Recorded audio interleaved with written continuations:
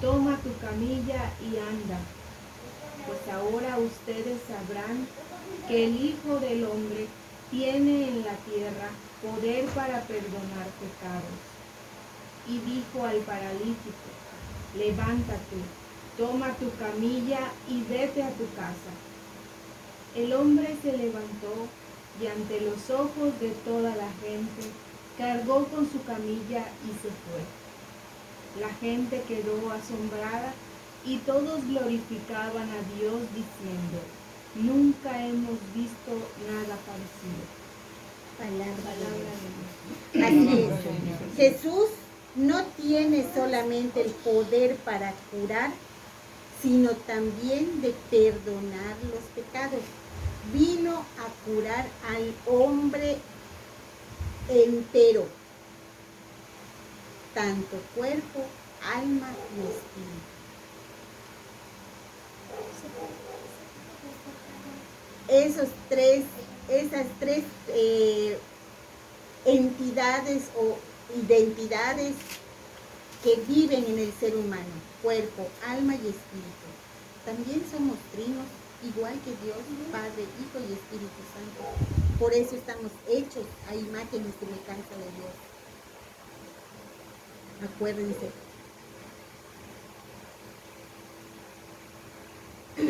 Y dice, Él es el médico que todos los enfermos necesitan. Su compasión hacia todos los que sufren llega hasta identificarse con ellos. Estuve enfermo y me visitaron. ¿Qué dice Mateo 25, 36? Mateo, tío. Es que decir el 17. Mateo 25. Sí, pero el 25.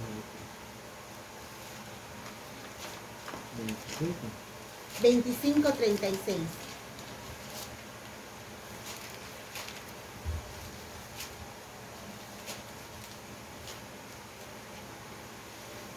Anduve sin ropas y me vistieron.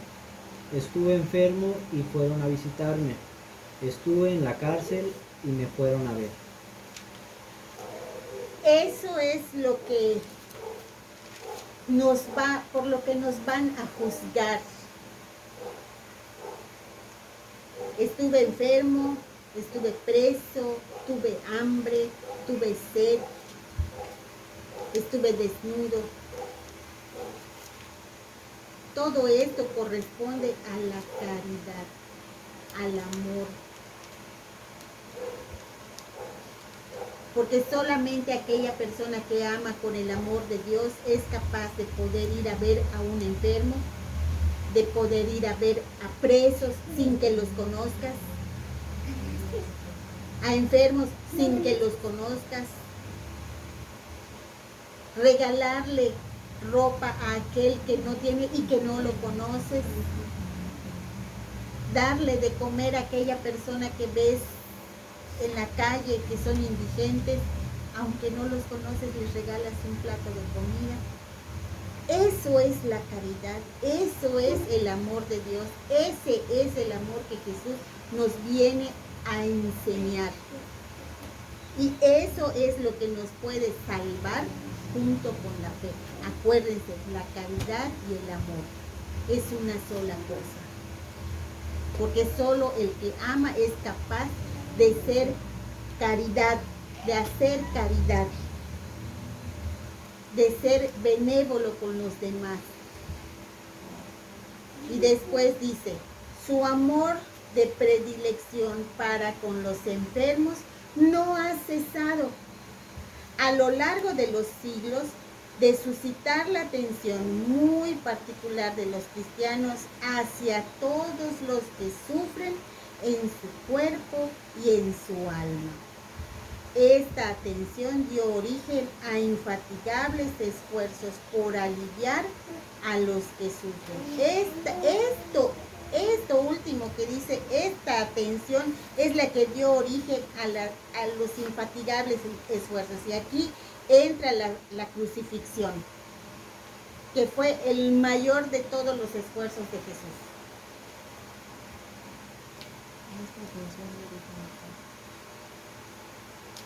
Para eso murió, para aliviar a todos. Acuérdense que Él lo que quiere es sanar a todo el hombre integral, cuerpo, alma y espíritu. Después dice, Cristo invita a sus discípulos a seguirle, tomando a su vez su cruz. Siguiéndole, adquieren una nueva visión sobre la enfermedad y sobre los enfermos. Así nos lo dice en Mateo 10, 38. Mateo 10, 38. El que no carga con su cruz y viene detrás de mí, no es digno de mí. Órale. El que no carga su cruz y me sigue, no es digno de mí. Y eso nos lo dice a todos nosotros a cada momento. ¿Cuál puede ser la cruz? Nuestra cruz. Una enfermedad. Puede ser tu enfermedad, puede ser tu matrimonio, porque a final de cuentas tú lo elegiste. Es tu cruz. Es tu cruz, En tu cruz. es tu cruz. Tus hijos, algún hijo que se te vuelva drogadicto, ladrón, asesino, es tu cruz. Entonces tienes que tomar tu cruz de cada día y seguirlo, ofrecer esa cruz que llevas a cuesta. No quejarte, porque muchas de las cruces que tenemos es consecuencia de nuestro propio pecado. Claro, son consecuencias. Entonces, no te vale de nada quejarte, mejor tómala y padécela día a día, ofreciéndole ese padecimiento a Dios. No te queda de otra. Ya después el Señor te va a ir aliviando poco a poco.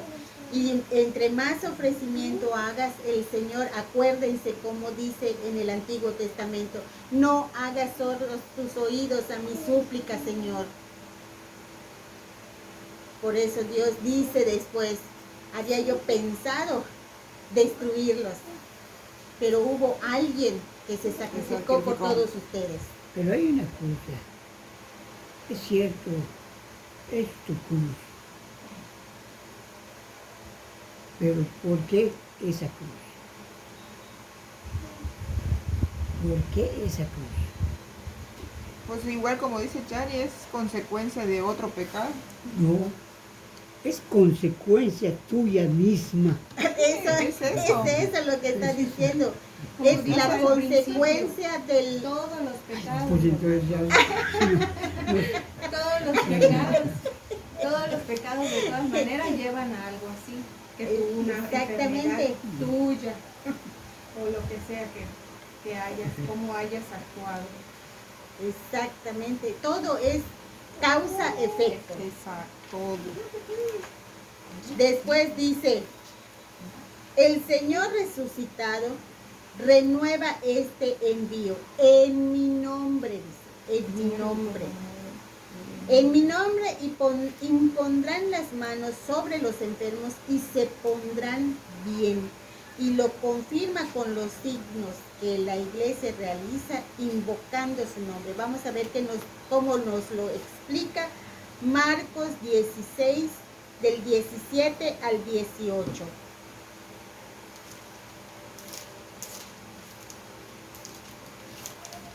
Marcos 16, tío, aquí está, mira. Marcos 16.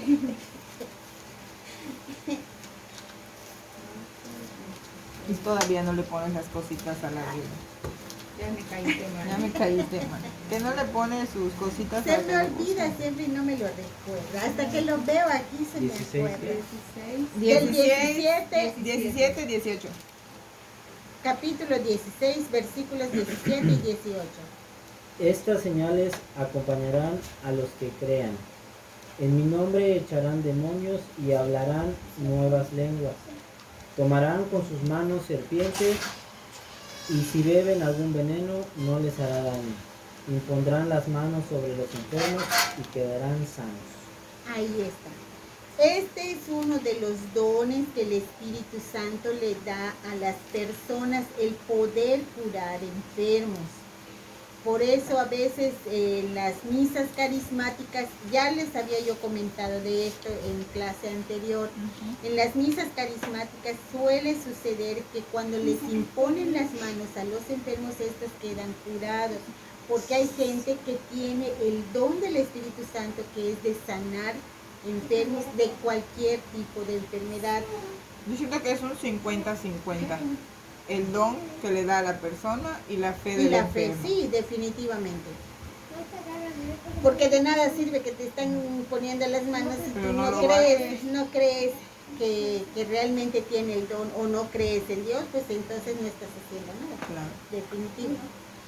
Entonces dice después, estos signos manifiestan de una manera especial que Jesús es verdaderamente un Dios ¿Qué sabe? que salva, un Dios que sana, un Dios que redime, un Dios que es misericordioso.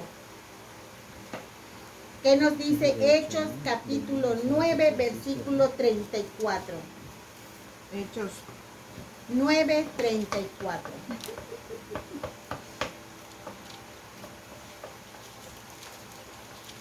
pajarito me tocó. Sí, Sí, ya.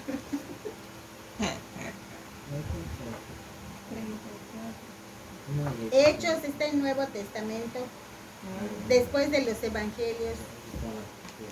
Pedro le dijo, Eneas, Jesucristo te sana. 9:34. Levántate y arregla tu cama. Y de inmediato se levantó. Ahí vemos uno de los primeros prodigios que hace 34.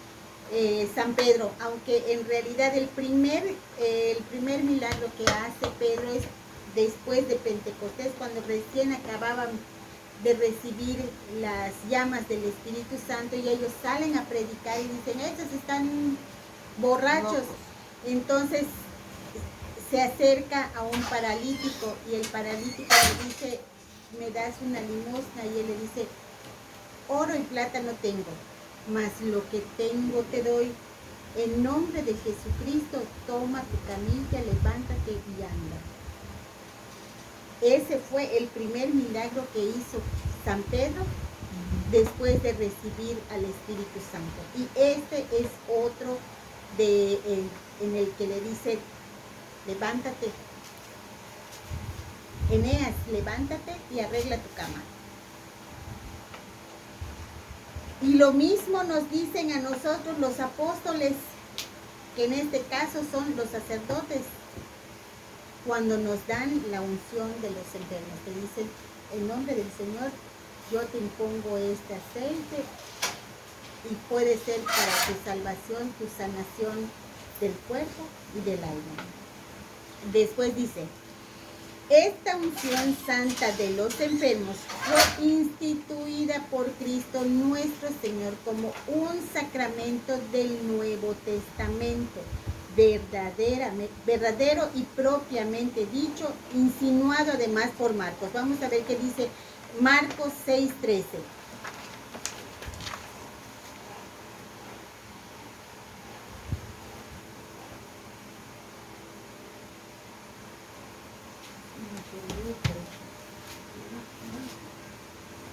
San Marcos capítulo 6, Expulsaban a muchos espíritus malos y sanaban a numerosos enfermos, ungiéndoles con aceite.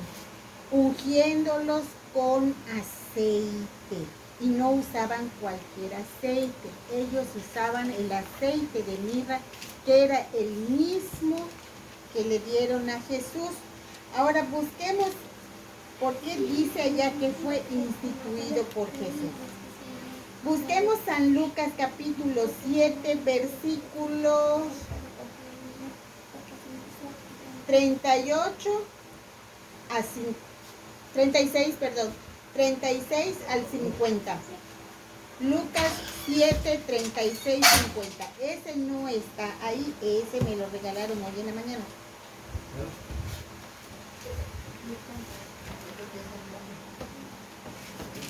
¿Lucas San qué? Lucas 7, 36, 50.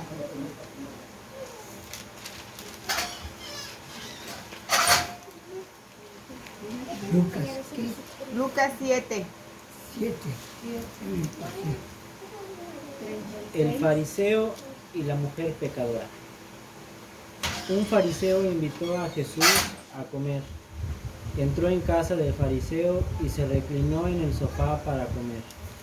En aquel pueblo había una mujer conocida como una pecadora. Al enterarse de que Jesús estaba comiendo en casa del fariseo, tomó un frasco de perfume, se colocó detrás de él a sus pies y se puso a llorar. Sus lágrimas empezaron a regar los pies de Jesús y ella trató de secarlo con su cabello. Luego le besaba los pies y derramaba sobre ellos el perfume. Al ver esto, el fariseo que lo había invitado se dijo interiormente: si este hombre fuera profeta, sabría que la mujer que lo está tocando es una pecadora. Conocería a la mujer y lo que vale. Pero Jesús, tomando la palabra, le dijo: Simón, tengo algo que decirte. Simón contestó: habla, maestro. Y Jesús le dijo: un prestamista tenía 2 deudores. Uno le debía 500 monedas y el otro 50. Como no tenían con qué pagarle, les perdonó la deuda a ambos. ¿Cuál de los dos lo querrá más? Simón le contestó: pienso que aquel quien le perdonó más. Y Jesús le dijo: has juzgado bien. Y volviéndose hacia la mujer, dijo a Simón: ¿ves a esta mujer? Cuando entré en tu casa, no me ofreciste agua para los pies, mientras que ella me ha lavado los pies con sus lágrimas y me los ha secado con sus cabellos. Tú no me has recibido con un beso, pero ella desde que entró no ha dejado de cubrirme los pies de besos. Tú no me ungiste la cabeza con aceite, ella en cambio ha derramado perfume sobre mis pies. Por eso te digo que sus pecados, sus numerosos pecados, le quedan perdonados, por el mucho amor que ha manifestado. En cambio, aquel que se le perdona poco, demuestra poco amor. Jesús dijo después a la mujer: tus pecados te quedan perdonados. Y los que estaban con él a la mesa empezaron a pensar: así que ahora pretende perdonar pecados. Pero de nuevo Jesús se dirigió a la mujer: tu fe te ha salvado, vete en paz. ¿Cómo le dice? Tú no me ungiste la cabeza. Sin embargo, esta mujer me ha llenado de perfume mis pies. Ese perfume es la mirra. ¿Qué es la mirra? Es como los aceites esenciales que nosotros usamos, que si de lavanda, que si de limón, lo mismo. Son aceites esenciales porque son, cuando cortan la corteza y ves esa savia que sale, eso es lo que ellos recogen, esperan a que se seque y queda como las cositas que se queman para incienso. ¿Cómo se llama, Chimi? Como el estoraque, así queda. De hecho, lo pueden ustedes buscar en internet, que es la mirra, de dónde viene. Es de unos árboles que se dan mucho por allá. Entonces, tiene aroma, es un aroma muy fuerte, muy concentrado. Por eso en aquel entonces ese tipo de perfumes y ese tipo de aceite o esa esencia era muy, muy cara. Por eso ahí mismo Judas le dice a Jesús, ¿por qué permitiste que pasara eso? Hubiésemos vendido ese perfume y le hubiésemos dado de comer a muchos pobres. Y después Jesús le dice, a los pobres los van a tener siempre ustedes, pero a mí no. Entonces con esto nos demuestra de que él sabía que ya pronto estaba a días de que pasara la Semana Mayor, o sea, el Vía Crucis. O sea que a él lo ungen, sin saber esta mujer qué era lo que estaba haciendo, lo ungen porque él ya estaba por morir. Entonces, ahí nos dan, podemos tomar esa lectura para muchas enseñanzas, pero una de ellas es que a él lo ungen y por eso nos dice Marcos, que ahí vemos lo que es, como dice,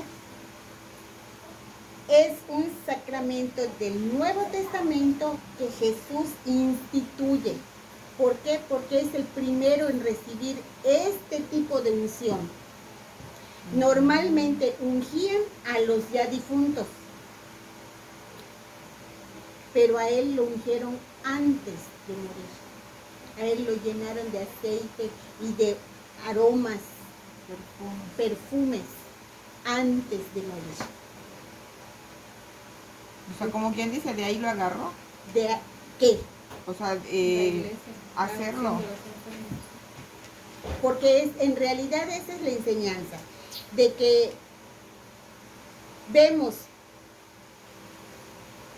tenemos los sacramentos iniciales, que son bautismo y confirmación.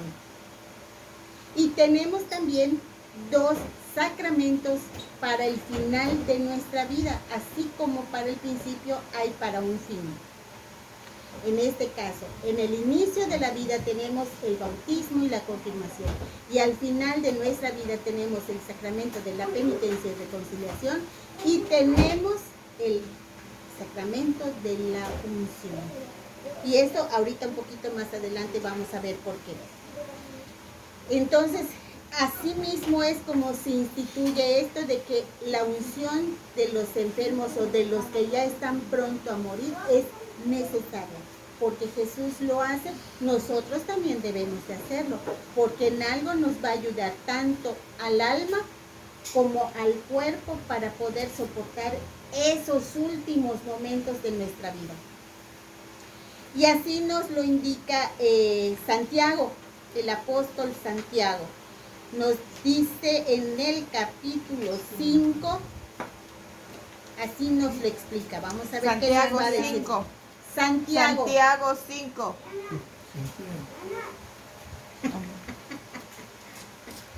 Santiago 5, 14 y 15.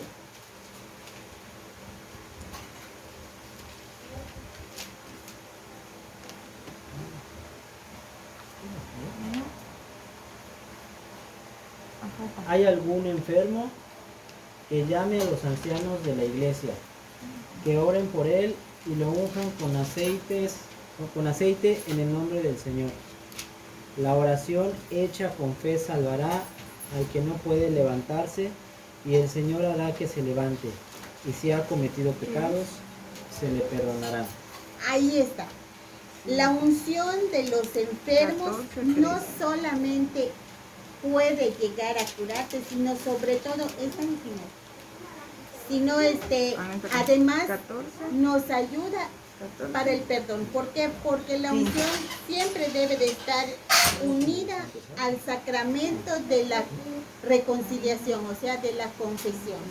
Porque para poder recibir la unción tienes que estar debidamente preparado, o sea que te tienes que confesar para que te puedan tomar la Eucaristía y después entonces te dan la unción de los enfermos. O sea que por eso es que pedimos siempre al Señor que cuando cuando vaya a llegar el momento de nuestra partida de este mundo, estemos debidamente preparados, porque estos son los tres sacramentos que necesitamos para dar ese paso. La reconciliación, hacer una buena confesión, porque ya no estás en el punto de que mañana me voy a poner bien y seguiré en lo mismo. No, ya estás a punto de partir de este mundo. Haz una buena reflexión, haz una buena confesión, recibe la Santa Eucaristía para que te vayas bien alimentado, tanto tú como tu espíritu y tu alma. Y el sacramento de la unción, porque este auxilia a la reconciliación, al perdón de los pecados. Y a lo mejor, con esto, tu cuerpo puede sanar. ¿Cuántos enfermos no han recibido la unción de los enfermos y se han sanado? Y muchos le tienen miedo porque cuando oyen, llama al padre, mal agüero. Va a venir el padre y ya me voy a morir. No, porque no saben la bendición que puede ser, o sea, que es, no que puede, que es para la persona que está enferma. Y esto lo mismo debe de hacerse a las personas que van a pasar por una cirugía.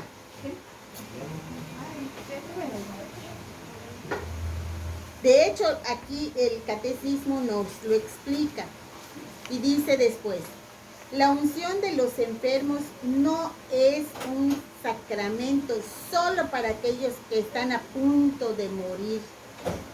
Por eso se considera tiempo oportuno para recibirlo cuando el fiel empieza a tener peligro de muerte por enfermedad o por vejez. Por ejemplo, cuando las personas de tercera edad, hay misas especiales para la unción de los enfermos. Personas de tercera edad, 65, 70 años, deben de recibirlo. ¿Por qué? Porque no sabemos, Claro. ya son personas grandes, en cualquier momento les puede dar un paro cardíaco, algo que sea fulminante y adiós, bye. Hay otros que Cuando fui a la plática de bautizo, el señor que nos estaba dando la plática dijo que apenas cumple los 60, por lo menos se tiene que hacer cada 6 meses. Sí, por eso es cada 6 meses las personas ya de tercera edad. ¿Por qué? Precisamente por esto, porque no sabes si haces un coraje y te da un paro cardíaco y ya estuvo. Bueno, ya estabas preparado. O por ejemplo, los que a mí me da mucha pena y pido mucho a Dios por ellos cuando estoy haciendo mis oraciones, por aquellas personas que mueren en accidentes porque no están debidamente preparados, la mayoría de ellos. O me van a ustedes a decir que hay gente que cada 2 meses, o sea, jóvenes, adolescentes, adultos, cada 2 meses se confiesan, a menos que estén yendo a la iglesia o que estén dando un servicio a la iglesia, pero la gran mayoría no. Entonces esas personas que mueren en accidentes catastróficos, por ejemplo, que caiga un avión o que te estrelles, están yendo en carretera y se estrellan, o los que se cayeron del metro, hay que pedir muchos por ellos, porque estoy segura que muchos de ellos ni siquiera se han dado cuenta de que ya fallecieron. Entonces hay que pedir mucho por ellos, porque sus almas están penando, porque dejaron muchas cosas pendientes. Qué bueno que, por ejemplo, una persona enferma, cuando cae enferma, se le empiece a dar todo este proceso para cuando llegue su momento. Pero muy pocos lo hacen. ¿Por qué? Porque no saben la bendición que es recibir la unción de los enfermos junto con la confesión y la Eucaristía. Ahora, ¿quiénes son los únicos que pueden dar la unción? Los sacerdotes o los obispos, nada más. Ni siquiera los diáconos, solo los que ya están ungidos, nada más. Es deber de los pastores y cuando digo pastores no estoy hablando de la iglesia protestante, es deber de nuestros pastores presbíteros y maestros de la iglesia, los que dan pláticas, enseñar e instruir a los fieles sobre los beneficios de este sacramento. Los fieles deben animar a los enfermos a llamar a un sacerdote para recibir este sacramento. Y que los enfermos se preparen para recibirlo en buena disposición con la ayuda de su pastor y de toda la comunidad eclesial, a la cual se invita a acompañar muy especialmente a los enfermos con sus oraciones y sus atenciones fraternas. ¿Por qué digo esto de las atenciones fraternas? Y me pareció muy necesario decirlo. Porque en muchas ocasiones, muchas, vemos que a los pobres enfermos los tratan re mal. Y en la mayor parte de las ocasiones ese maltrato viene de su propia familia, de sus hijos, de sus nietos, de sus sobrinos o de quienes sean. Si aparte que estás enfermo te maltratan, pues oye, la cruz como que se hace mucho más pesada. Entonces hay que acompañarlos tanto con las oraciones como con las acciones fraternas, o sea, tener caridad con los enfermos. Es muy importante, sobre todo porque nosotros no sabemos en qué momento vamos a estar como ellos. Como diría el dicho, ¿no? Como te ves, me vi, y como me veo, te verás. Muchos enfermos son muy maltratados. De esto, mi papá cuando llevaba comuniones siempre nos contaba cómo veía que había gente que a veces hasta ya se hizo del baño y están allá postrados porque alguien los tiene que asear, y ahí están, y hasta que buenamente la otra persona pueda, lo asea, pero eso provoca más enfermedades, más infecciones. Imagínense nada más que una persona esté allá con Pero no, nunca has pensado, por ejemplo, la gente que sus propios hijos lo maltratan y todo, es también a raíz de sus propios pecados. Porque, por ejemplo, yo a mi mamá jamás voy a hacerle algo así si llega a estar enferma o ya grande y todo eso, porque pues ella me ha enseñado lo que yo he visto que he hecho con mis abuelos. Dicen, el ejemplo es lo que hace mayor efecto, ¿no? Sí. Y entonces, pero si tú como hijo ves el caso de aquí enfrente, cómo trata a su mamá y todo,